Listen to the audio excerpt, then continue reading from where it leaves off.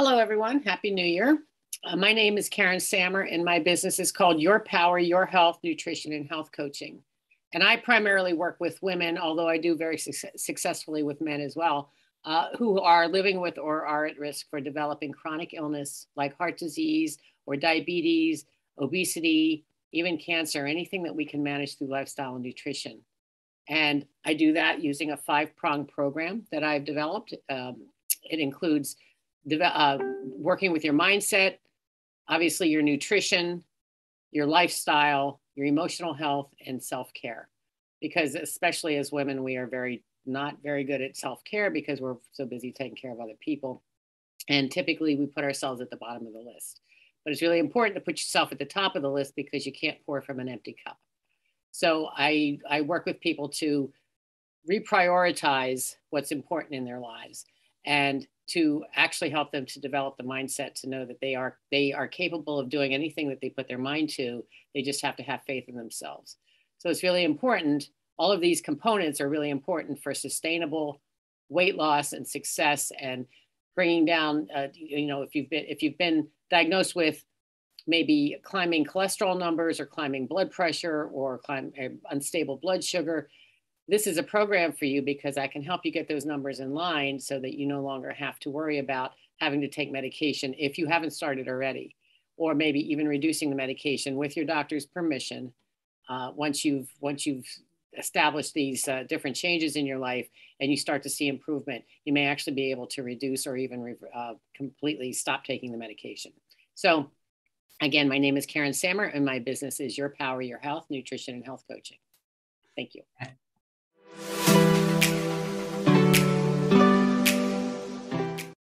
So a lot of what I do has already been talked about. I mean, Danelle and I are aligned in the health world in that we are, our goal is to make people healthier.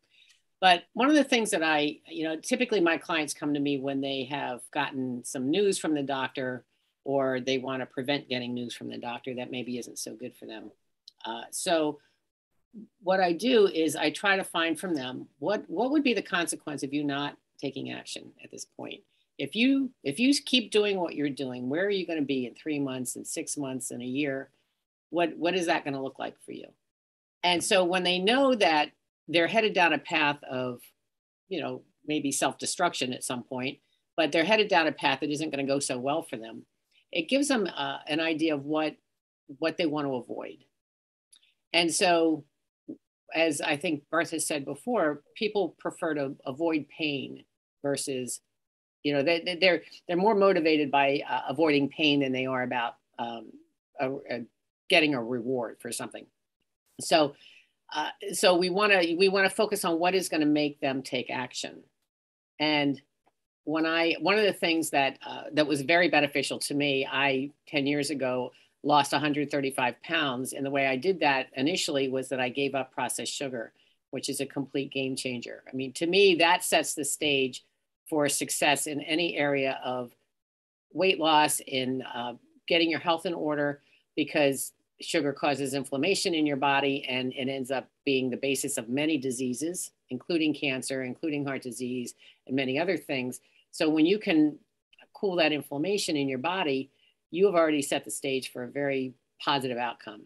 And not only that, you gain control of what you eat a lot more easily than if you were to modify or to moderate or to just sort of limit your sugar. Because when you limit, it's almost like telling a heroin addict to only use a little bit of heroin. It doesn't work that way. You have to eliminate it from your diet. If you really want to be successful, you have to take it out, because the food is the food is manufactured to make you keep coming back for more, because otherwise those companies wouldn't stay in business. So that substance in there is very addictive. It's actually more addictive than cocaine and heroin. So understand that the chemistry of the food is not compatible with a healthy body a lot of times. So you want to make sure that you're making the right choices. But once you start doing that, and it sets the stage for a much higher level of success, a much more likelihood of sustainability. And so that's the approach that I take. But when I do it with my clients, we take it a little bit at a time, because small incremental changes are often more sustainable than trying to, quote, eat the elephant. How do you eat an elephant? One bite at a time. You can't eat the whole elephant at one time. So you can't make wholesale changes in your entire life, because what happens is it becomes too overwhelming and your brain shuts down. Your brain stops you because it wants to keep you safe. And all of that change is perceived as unsafe. So you want to make sure that you take these small steps towards the goals that you want, so that when you look back in 3 months and 6 months, you can see how far you came, but it didn't feel like it when you were going through it. So it's making it manageable for the person, so that they don't see that, if somebody comes to me and they have to lose 100 pounds and they say, oh my God, I have to lose 100 pounds. I'm never going to be able to do that. That's their brain telling them that this isn't safe. This change is too drastic. We can't do this. So what we do is we make small, bite-sized goals, and we make it so that it is attainable. And the approach that I take, I have a 6-month individual program. We set 3 goals a week. So we meet once a week. We set 3 goals that we mutually agree on, and then the following week I hold them accountable for those goals. And if they don't attain them, then we figure out why, and maybe we have to switch them a little bit, or maybe we have to go a completely different direction. But it's really about the person's success and what is going to work for them. And so, like I said, taking sugar out of the diet, I am nutritionally focused, but not completely, because there's so many other things that are about this. It's usually not about the food. It's usually about what's causing you to eat the food. It's the emotion, and it's it's your lifestyle. It's the stress. The stress is another issue. But one of the things that I just lost my train of thought. As far as I know the sugar taking you out of the diet, you've had a huge impact on your life, correct? Absolutely. Yeah. So I'm a cancer survivor. And when I was, when I was diagnosed with cancer, it was an aggressive form of breast cancer. And I went through a pretty miserable time being treated for that. And that's when I decided I had to do something to take hold of my health. And when I did that, I did some research. And one of the things that I found is that processed sugar is cancer's best friend. And so when you take that out of your diet, you actually help to minimize your risk of recurrence, because I had a high risk of recurrence because of this type of cancer. So I immediately took that on, and that's what actually made the weight come off almost effortlessly. I can't say completely effortlessly. There was a lot going on there, but it was such a game changer for me. But also one of the things, that's another thing. One of the things that I like to do is I like to take the emotion out of the number on the scale. The number on the scale is just your relationship to gravity. That's all it is. And when people are emotionally connected to that number, and they determine how they're going to feel about themselves based on this number, based on their relationship to gravity, I really try to pull out the emotion from that. And I find that that's very helpful, because it just becomes a number then. It's just a number. You like it to go down, because that number going down is going to mean you're getting healthier. But it isn't something that is going to make you a good person or a bad person. It's not going to make you successful or unsuccessful in your life. It is strictly your relationship to gravity. So everybody should remember that, by the way, that number on the scale is nothing other than your, how much that gravitational pull is working on your body. Unfortunately, that gravitational pull also works on your joints and your muscles and all the other stuff. So you do want that number to be lower, so that gravitational pull isn't quite so onerous on your body. But anyway, so those are the approaches that I take. And I'm very successful with my clients. I had a client whose numbers were completely out of control on medication, and within 3 months went back to the doctor and found out his numbers were in better shape than they ever were. So that it really does work. And it's really, those are the gratifying stories for me. The ones where somebody gets really good news from a doctor after having multiple visits with bad news. And that makes it worth it. And it makes this the thing I was meant to do.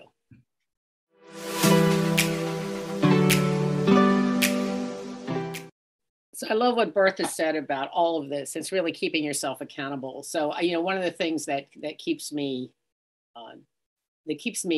where I am is the fact that I have to be an example to my clients. So for my own health goals, I make sure that I walk my talk. But as far as my business goes, I like what you were talking about as far as just keeping yourself accountable. I do have accountability partners. In fact, Paul is one of them. I have accountability partners that I meet with on a regular basis, and it really helps to keep me kind of focused. And not only do you have the accountability to the person with the other person, but you also can get some feedback when you're doing what you're doing. You get some feedback from them, and it may be an area that they have more experience than you do, and they can maybe help to redirect your focus, or redirect your just give you some ideas on how to tighten up what your process is. So it's really, I like the idea of having an accountability partner. I like the idea of just, like I said, I need to be an example to my clients, as I'm sure you do too, Bertha. I mean, how would you be able to coach your clients if your business was all over the map? So the fact that we keep ourselves, I think we are our own best teachers, or our own best students, maybe, is that we are, when we're teaching someone else, we're also learning. And we're holding ourselves to a standard that maybe we wouldn't if we didn't have the responsibility to the people that we're trying to bring along.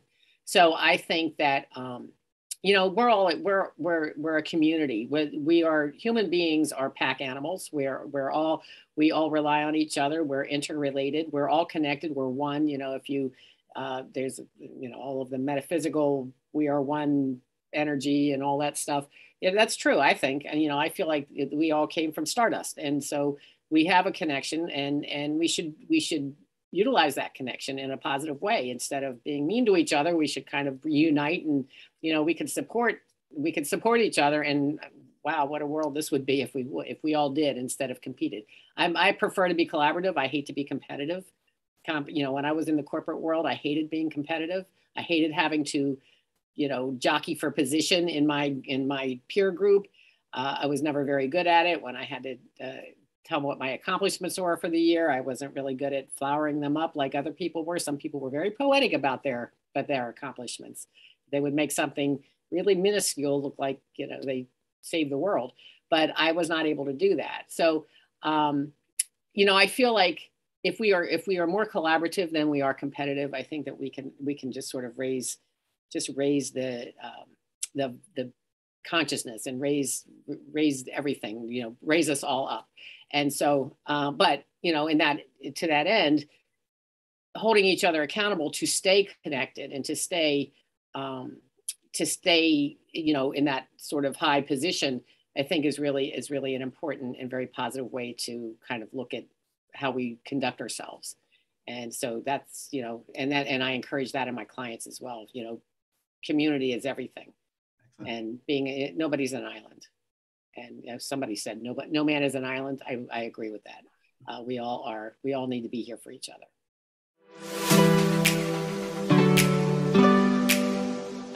Okay, well, so a couple things. Chris, by the way, that was probably your calcium score, and good for you. That's wonderful. But what I think that what I would like to have people take away is to remember that your weight is your relationship to gravity, nothing more. So try to keep the emotion out of it. That doesn't mean you shouldn't pay attention to it. Just keep the emotion out of it. But also, so much, and Chris just illustrated what an amazing transformation changing your food intake can do for your body. And be able to, your body does manufacture cholesterol, and your body needs cholesterol. Your brain needs cholesterol. If you didn't have it, you would probably develop dementia. So you do need cholesterol. Sometimes we keep the numbers artificially low. So but with medication. So it's important to explore other options before you start the pharmaceutical route. Some people do need to take the pharmaceuticals, but after exhausting all other options, like changing your diet. And you don't necessarily have to go vegan. That's and I applaud you, Chris. I happen to like to be vegan myself. I'm more vegetarian than I am vegan, but cutting out animal meat from your diet is a huge contributor to good health outcomes, but it doesn't have to be the only thing. And so it's important to exhaust other options before you go on pharmaceuticals, but also set yourself up with small, meaningful goals so that you don't feel like you have to eat the elephant. Make sure that you have, attainable goals along the way to your bigger goal. You may have a goal of 100 pounds to lose, but you can lose it in 5-pound increments. And give yourself a non-food related reward, a healthy award. Get your reward.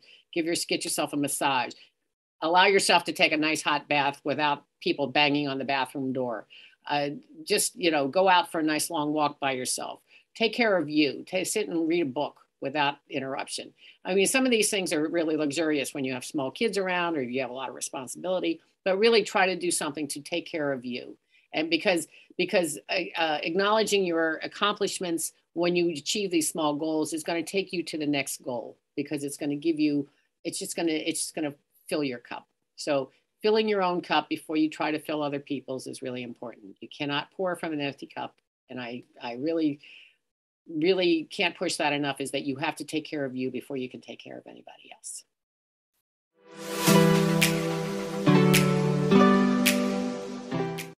What happens when somebody has a goal, they think, they want it, they know it's good for them, and they don't carry out with it for whatever reason? So for example, we're talking about food, or let's just drinking water, right? I know I should drink more water. I set that as a goal, but I don't do it. Or with marketing, as Chris said, I know I want to do more networking and marketing, and I'm not doing it, but I know it's good for me, and I know I should. I just, it doesn't fit me. Even with, say, an accountability partner, other than that, what are some ideas to, or what's going on with a problem like that typically, if there is a typical? Yeah. So I would ask if that, let's just talk about your water goal, for instance. My question would be, why do you want to drink more water? Where are you now? What is your goal? And why do you want that goal that amount of water to increase? So then you'll tell me the answer to that. And I'll remind you of the health benefits in this particular case. If you're talking about a health related goal, I will remind you of the health benefits and what benefits you will not enjoy if you don't drink the water. For instance, when you drink enough water, you actually increase your energy level. You also increase your exercise because you have to go to the bathroom quite a bit more often. So you're getting up out of your chair and going to the bathroom more often, especially if you're sitting at a desk all day long. But also, it detoxifies your system. It keeps your thinking clearer. And like I said, it keeps you more awake. It gives you more energy, because I find myself that if I don't, I tend to be very tired. But you want to identify what the person's reasoning was for setting the goal in the first place, to bring them back to the why, because the why is the most powerful thing. If you know the why of why somebody wants to accomplish a particular goal, you can always bring them back to that. So my encouragement to you is, when you identify, or anybody, when you identify a goal that you want, and then as you go, as time goes on and that memory fades, bring yourself back to the why. And I like what Danelle was saying about just writing things down and having them posted visibly where you are in your space, whatever that is. If it's on your bathroom mirror, if it's on your desk, if it's in your kitchen, it's or all of those places. Just put your goal where it's prominent in your visual field, so that you see it all the time. And then you can put your why as to why that goal is important, because that way it is always front of mind, and you're always, it becomes more of a priority, because it will fade. I mean, that's just human nature. So much other noise gets in the way, so it will fade. But if you have it there prominently visible, so that everywhere you go, you see it, and you know exactly why it is that you set that goal in the first place, I think that will help to keep you a little bit more motivated.